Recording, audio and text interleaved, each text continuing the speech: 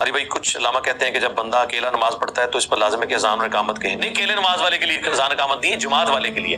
हाँ, अगर अकेला कहीं बिल्कुल ऐसी जगह जहां पे जमात कायम नहीं हो रही, जैसे सुनन नसाई में हदीस है, तेरे रब को उस गडरिये में बड़ा प्यार आता है जो अकेला पहाड़ की चोटी पे खड़े होकर अज़ान और इकामत देकर नमाज कायम करता है, वहां तो दुरुस्त है। आम घरों में तो अज़ान इकामत की जरूरत नहीं है, मस्जिद की अज़ान काफी है। और मस्जिद की भी अज़ान नमाज पढ़ने के लिए जरूरी नहीं है, वो जमात के लिए। जैसे ही वक्त दाखिल हो आप नमाज पढ़ सकते हैं। अक्सर औरतें पूछ रही होती है कि जी अजान नहीं मस्जिद में अभी हुई। वो अजान तो मेरे भाई जोर का वक्त 12:15 दाखिल हो रहा है, अजान होती है जाके 1:15, क्योंकि जमात 1:30 बजे होती है।